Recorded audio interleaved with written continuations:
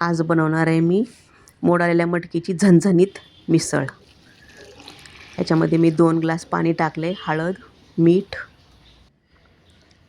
आता हे आपण 10 मिनिटासाठी शिजवून घेऊ मटकी।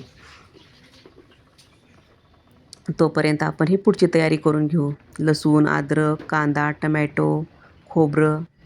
आता हे आपण सगळं छान भाजून घेऊ। तर मी तवा ठेवला आहे गॅसवरती आणि खोबरं, कांदा, आलं, लसूण, टमॅटो, कोथिंबीर हे छान तव्यात भाजून घेऊ। याला जास्त करपवायचं नाही आहे, असं मस्त असं छान भाजून घ्यायचं आहे। हे आपलं भाजून झाले,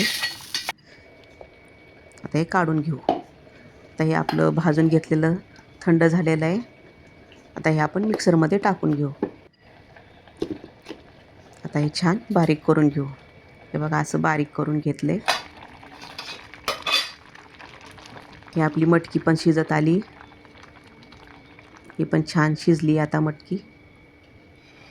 आता मी कढई ठेवले गॅसवरती आणि कढईमध्ये 1-2 पळी तेल टाकले। तुम्ही तुमच्या आवडीनुसार तेल टाकू शकता। मी तेल थोडंसं कमीच टाकले, मिसळला जास्त तेल लागतं।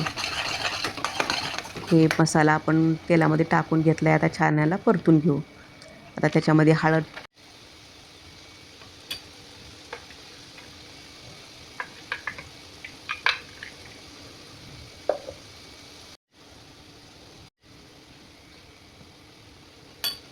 कारण आमच्याकडे जास्त झणझणीत खातात, आणि थोडंसं मी घरगुती काळा मसाला टाकला आहे ह्याच्यामध्ये।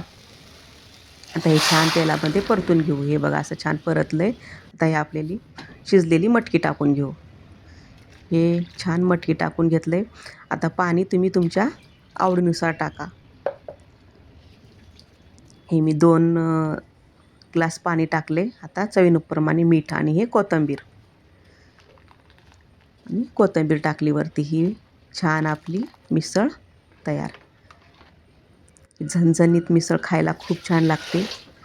ही आपली मिसळ तयार। तर या